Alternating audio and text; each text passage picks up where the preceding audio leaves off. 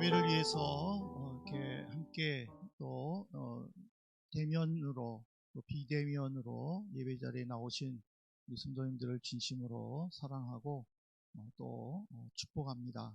모쪼록 드려지는 또 선포되어진 이 말씀을 통해서 하늘의 위로를 받으시고 또 여러분들의 생업 위에 하나님이 충만하게 채워주시는 그 은혜가 넘치기를 진심으로 소망합니다.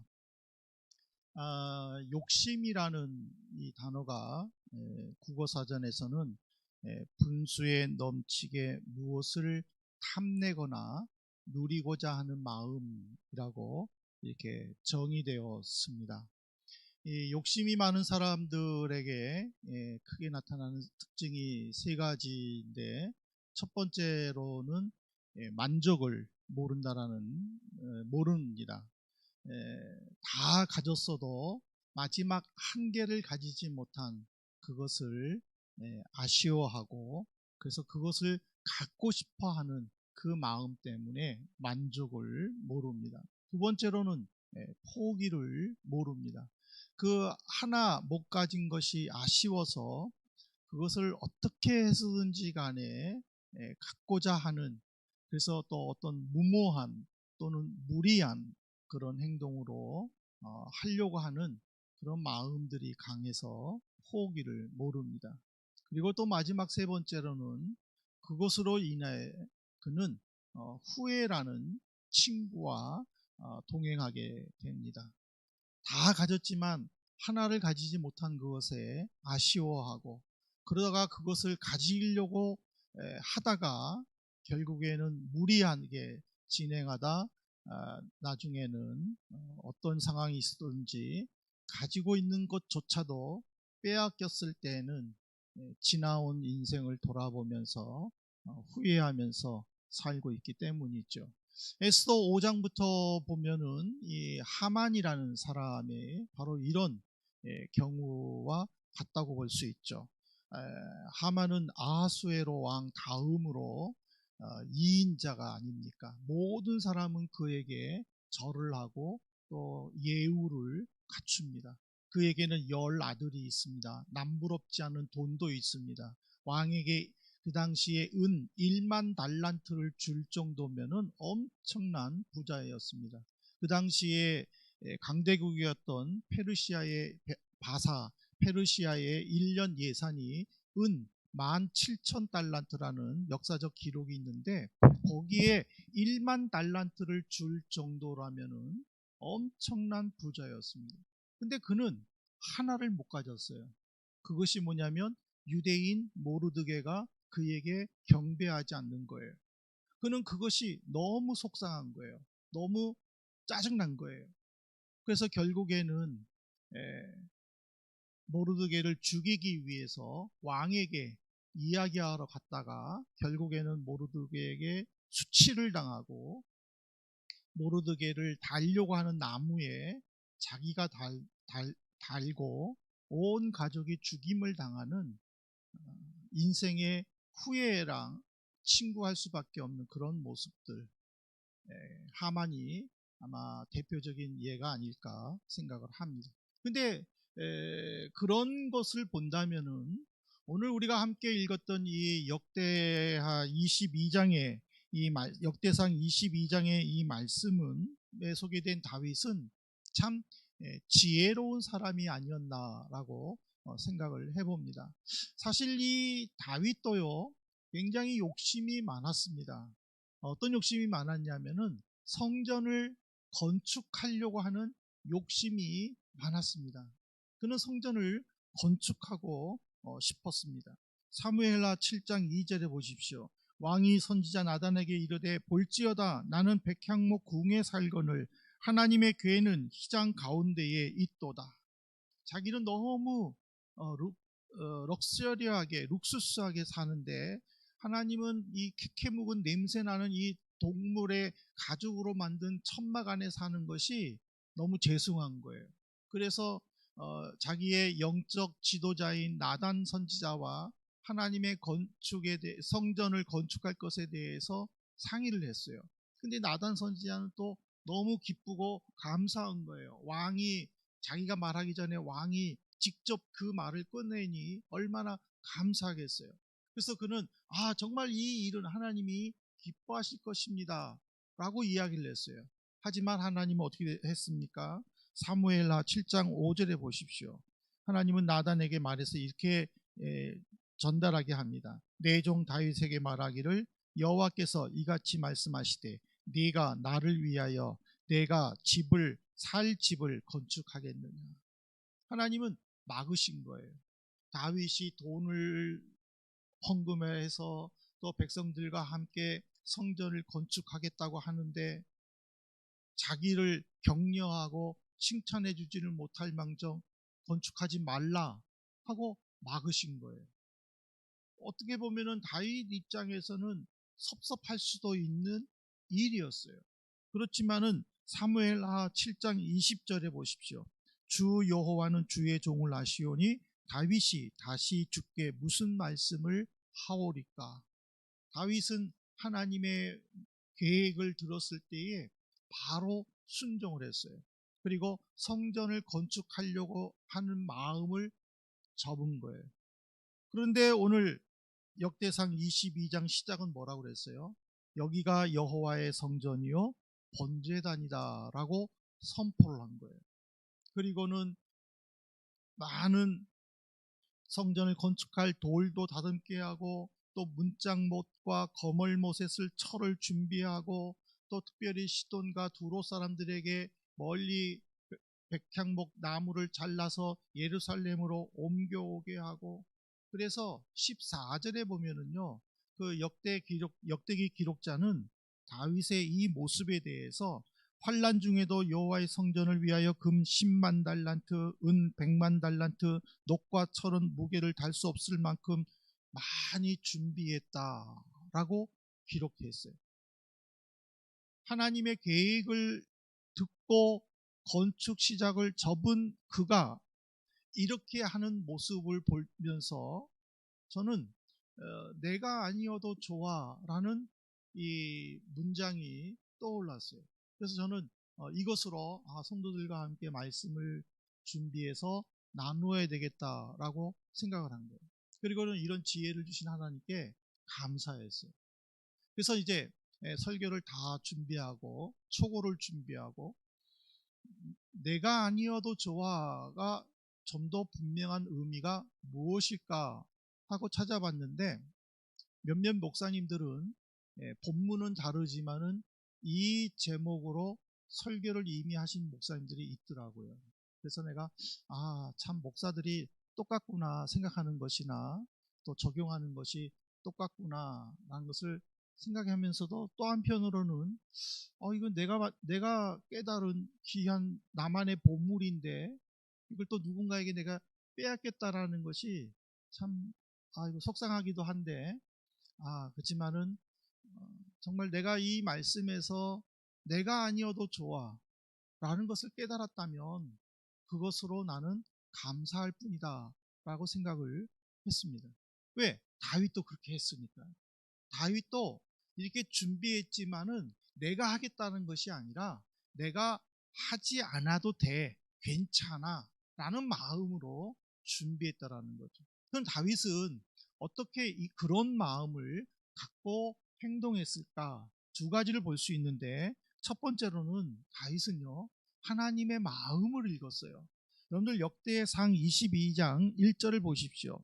다윗이 이르되 이는 여호와의 성전이요 이는 이스라엘의 번제단이라 하였더라. 이게 왜 하나님의 마음을 읽었느냐? 이 선언을 하기 전에는요 역대상 21장을 읽어보셔야 돼요. 역대상 21장의 내용은 다윗이 요압 장군을 통해서 이스라엘 전체 인구 조사를 명령한 내용이 나옵니다. 근데 전쟁터에서 동고동락했던 요압이 왕에게 왕이시여 정말 왕이 원하시면 하나님이 부족하다고 하시면 이것저것을 더하여 왕께 드릴 터인데 왜 지금 인구 조사를 하려고 하십니까? 하고 막아요. 그런데 다윗이 강압적으로 요압 장군에게 명령해요. 어서 빨리 내 명령대로 인구조사를 해라. 그래서 사무엘하 24장에 보면은 요압이 요단강을 건너 아로엘이라는 성읍부터 시작해가지고 9개월 20일 동안 전역을 돌아다니면서 인구조사를 해서 이제 다윗 왕에게 보고를 합니다. 근데 이제 요압은 여기서 레위 지파의 인구수를 빼게 됩니다. 그런데 그 요압의 보고를 들은 다윗은 바로 후회를 했습니다. 내가 큰 실수했구나. 하나님 앞에 큰 죄를 범했구나. 라고 생각하는 순간에 하나님은 선지자 가세에게 명령을 해요. 3가지의 징계권을 중에서 선택하라고 명령을 해요. 그 갓을 통하여 하나님의 명령을 받은 다윗은 이제 긍휼하신 하나님을 의존하기 위해 3일 동안의 전염병을 선택을 합니다. 왜냐하면 그거는 전적으로 하나님의 주도권이기 때문에, 주권이기 때문에. 그런데 그걸로 인하여 하루 사이에 인구 7만 명이 죽게 됩니다. 그리고는 그 천사가 이제 예루살렘을 향하여 가려고 할 때에 하나님이 그 천사에게 멈추라고 명령을 하십니다. 3일이 안 됐는데도. 천사는 예루살렘으로 향하여 가는 길을 멈추게 되고 그곳이 마침 오르난의 타작마당이었습니다. 그것을 다윗이 보고 이제 하나님께 제사드리기 위해 오르난 집에 가죠. 자기 집에 갑자기 왕이 찾아온 것을 보고 오르난은 너무 두려워서 왕이 정말 하나님께 제사를 드리기 원하신다면 제가 모든 것을 다 드리겠습니다. 소를 제물로 삼으시고 이 소에 쓰는 농기구들을 다 화제로 쓰시고 다 쓰십시오. 근데 다윗은 나는 값없이는 하나님께 제사 드리지 않겠다. 그리고는 금 600달란트를 오르난에게 줍니다. 그리고 나서 이곳을 성전으로 선포를 해버립니다.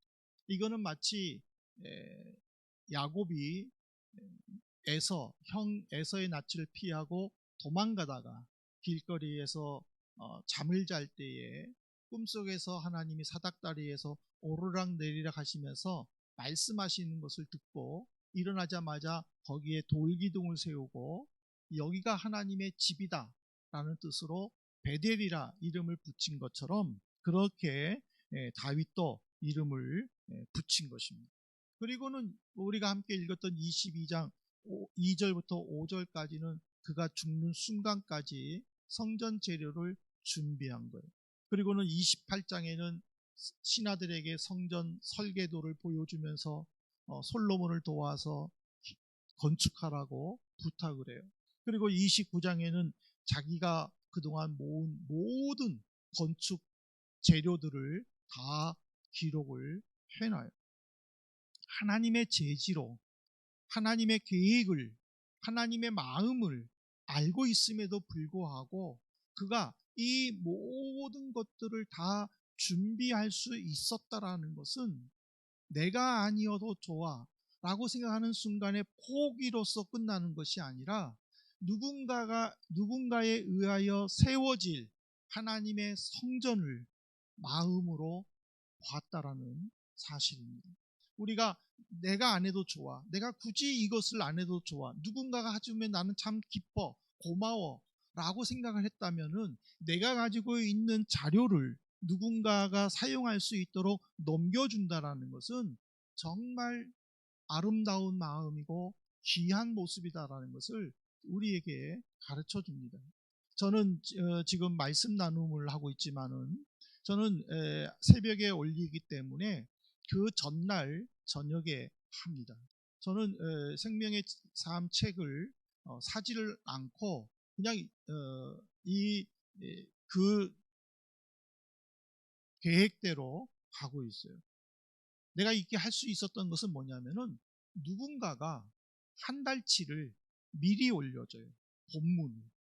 저는 그것을 당연한 것으로 알고 그냥 검색해가지고 그거를 쓰고 있는데 이 말씀을 묵상하면서 참 나는 모르는데 이분이 참 귀한 일을 하구나라는 것을 생각해 봐요.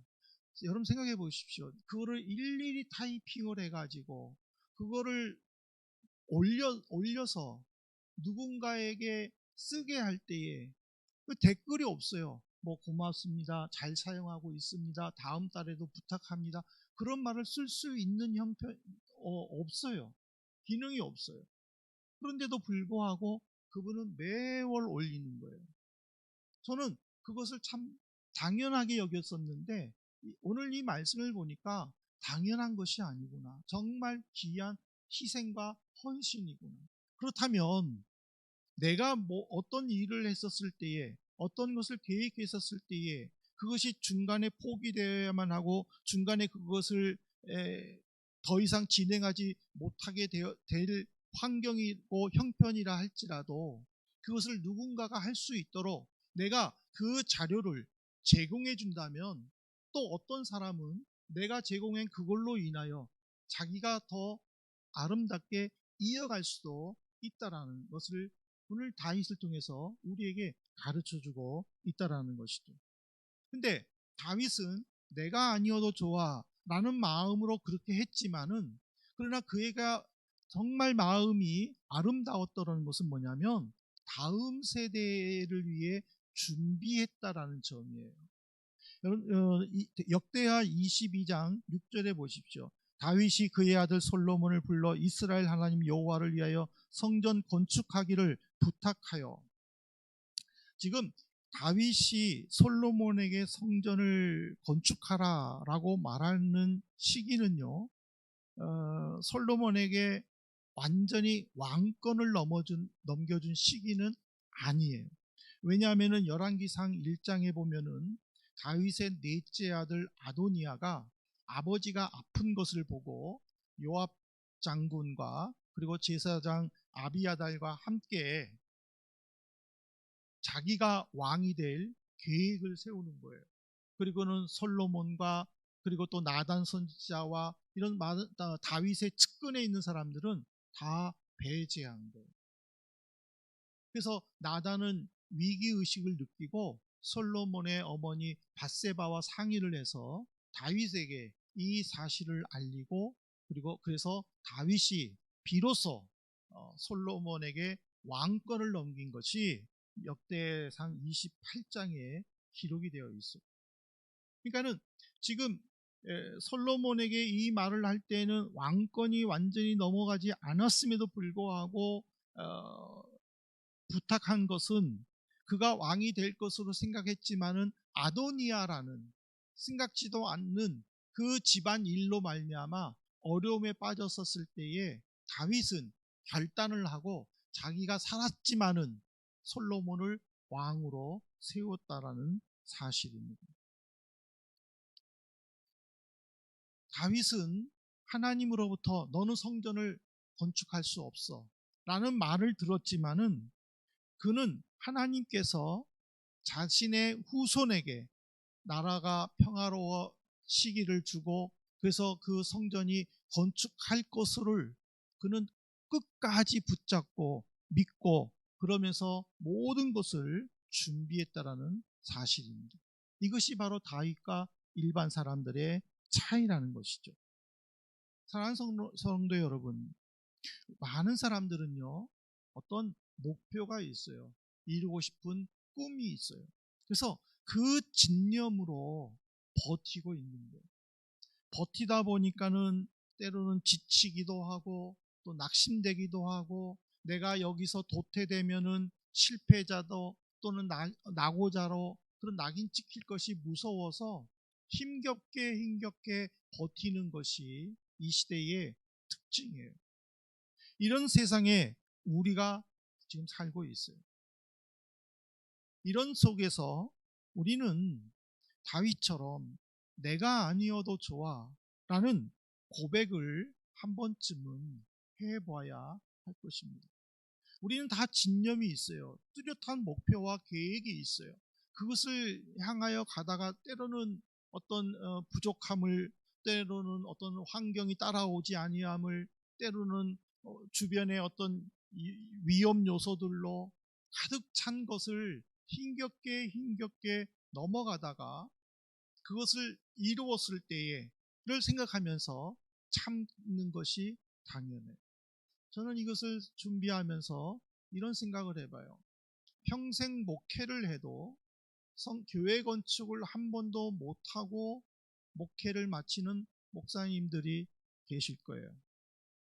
그런데 어떤 목사님은 성전 건축을 몇 번씩이나 하면서 내가 성전 건축을 몇 번 했다 하고 이렇게 어깨를 으쓱거릴 수도 있어요.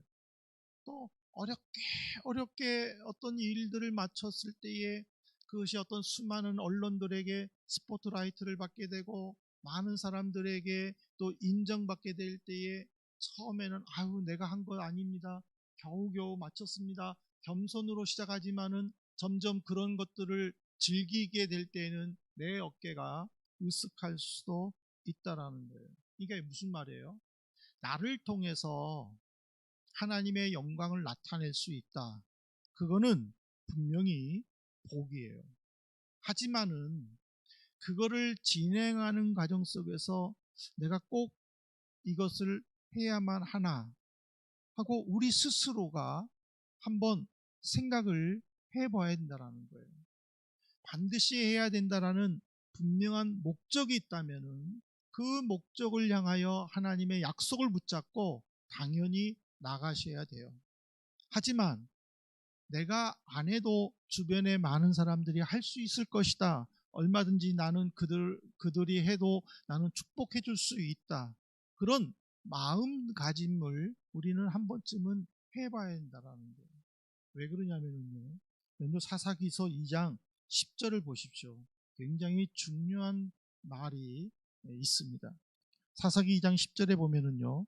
그 세대의 사람도 다 그 조상들에게로 돌아갔고 그 후에 일어난 다른 세대는 여호와를 알지 못하며 여호와께서 이스라엘을 위하여 행하신 일도 알지 못하였더라. 이게 지금 여호수아가 죽고 여호수아 시대의 모든 사람들이 죽고 그 다음에 사람들이 일어남으로 나타난 이스라엘의 모습이라는 거예요. 여호수아 시대에는 어떤 사람들이었어요? 하나님께서 직접 이스라엘 백성들과 함께 가나안 정복을 위해 친히 싸워주신 것을 체험한 부모 세대들이었어요. 그 부모 세대들이 가나안을 정복했어요. 이제는 여기저기 떠돌아다니는 방랑민이 아니에요. 그리고 또 양을 데리고 이것저것 움직이면서 가는 목동의 삶도 아니에요. 농사 지으면서 거기서 정착해 사는 정착민들이에요. 그러다 보니까 그들은 하나님을 아는 방법을 잊어버리기 시작했다라는 거예요. 부모들의 잘못도 있지만 그 부모님으로부터 배우고자 하는 열정이 부족한 후손들의 잘못이기도 하다라는 거예요. 여러분들 독수리가요 왜 이렇게 높이 날아가는지 아십니까? 독수리는 새끼를 낳으면은요 어느 정도 성장하면 어미가 그 새끼를 물고 높은 하늘로 올라간다고 합니다. 그리고는 그 새끼를 땅으로 떨어뜨린다고 합니다. 그럼 새끼는 놀라가지고 살려고 날개를 막 퍼덕퍼덕 이지만은 힘이 없어가지고 점점 떨어질 때에 어미 독수리는 재빨리 날아가서 또 그 새끼를 안는다고 합니다. 네, 요 등에다가 등에 앉히겠죠. 그리고는 또 올라간다고 합니다. 그리고 또 내린다고 합니다. 이거를 계속 반복하다 보면은 그 새끼 독수리는 점점 날개에 힘이 생겨서 하늘에 머무르는 시간이 길어지기 시작을 한답니다. 그리고 그 새끼가 사냥을 시작할 때에 어미 독수리는 그 새끼를 떠난다고 합니다. 이 때문에 그 독수리는요, 새끼가 되어서도 생존할 수 있고 또 자기 스스로를 커버할 수 있다고 합니다. 제가 일전에 어떤 우리 교회 성도님의 그 SNS 글에다가 이런 글을 썼었어요. 하나님은 왜 부모들에게 캥거루처럼 주머니를 안 달아줬을까? 주머니를 만들어 주셨으면 참 부모들이 유용하게 사용할 텐데 하고 썼었어요. 그랬더니 그분이 자녀를 독립시키라고요 하고 댓글을 달았더라고요. 그래서 제가 참 그걸 공감했어요. 여러분들 우리나라에 캥거루 세대라는 말 들어보셨습니까? 우리나라에는 캥거루 세대라는 용어가 있답니다. 20, 30대 미혼 한 74%가 부모님 곁을 떠나지 못한다는, 그리고 부모님의 도움으로 살아간다고 합니다. 이것이 부모님의 희생으로 우리가 생각할 수는 있지만, 그러나 또 다른 한편으로는 내가 아니어도 좋은 너희들이 나가서 너희의 꿈을 마음껏 펼쳐보라고 아이들을 강하게 키우지 못한 부모의 잘못도 있을 수 있다라는 사실입니다. 오늘 우리는 다윗이 정말 성전을 건축하고 싶은, 또 하나님께 영광을 돌리고 싶은 그 욕심이 있었지만, 하나님께서는 자기의 계획을 막으셨을 때에 그는 그럼에도 불구하고 내가 할 수 있는 것을 최선으로 하여 누군가에 의해 이 준비된 것 포함 더 많은 것으로 하나님의 전을 아름답고 또 예쁘고 귀하게 만들어 하나님의 영광을 나타내기를 원하는 마음으로 준비했다라는 사실입니다. 내가 안 하면 모든 것으로 끝나는 것이 아니라, 내가 하지 않더라도 그것을 누군가가 이어서 할 수 있도록 그 길을 내가 만들어 준다면 하나님은 그 사람을 기뻐 사용하신다는 뜻입니다. 오늘 우리는 이 다윗처럼 정말 내가 온전히 하나님의 말씀에 순종하고 하나님의 말에 귀를 기울이고 하나님의 마음을 읽고, 그리하여 하나님께서 나를 통하여 어떻게 일하실 것인지를 먼저 깨달는 것이 중요하겠죠. 그러나 그 속에서 하나님은 누군가에게 그 일을 넘겨주라 했었을 때에는 내가 가지고 있는 모든 것을 아낌없이 나눠줌으로 그것을 누군가가 그것을 이어받아 더 아름답게 만들어줄 수 있도록 우리가 힘쓰고 집중하는 것이 하나님이 기뻐하시다라는 것을 우리는 고백해야 될 줄로 믿습니다.